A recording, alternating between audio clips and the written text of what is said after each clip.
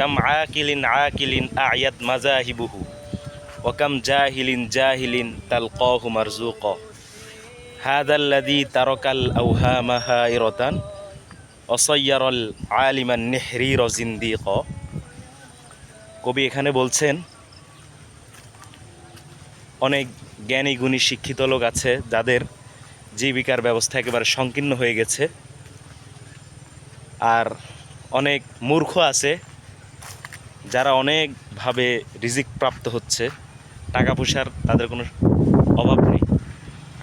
এরপরে বলছেন এই বিষয়টা দেখে অনেক মানুষের বিবেক একেবারে হয়রান হয়ে যায় এবং অনেক মানুষ নাস্তিক হয়ে যায়।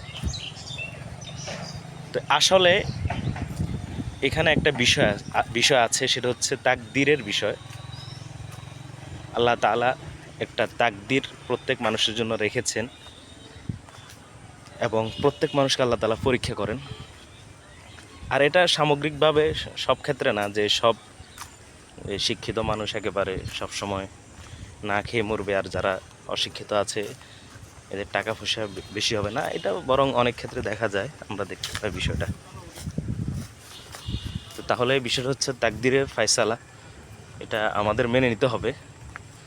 অনেক ক্ষেত্রে দেখা যায় আপনি অনেক জ্ঞানী গুণী, তবে আপনার সম্পদ কম, অনেক মূর্খ জাহেল আছে, এদের সম্পদের অভাব নেই, অনেক বড় বড় ইন্ডাস্ট্রির মালিক।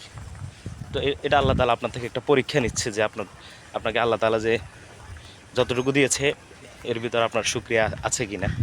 আর ওই জাহেলকেও আল্লাহ তাআলা এত নেয়ামত দিয়ে তার থেকে পরীক্ষা নিচ্ছে যে তোমার মূর্খতা সত্ত্বেও তোমাকে এত নেয়ামত আমি দিয়েছি, এরপরেও তুমি আমার নেয়ামতের কদর করো কিনা। তাই আমরা বিষয়টা যেন বুঝতে পারি বিষয়টা।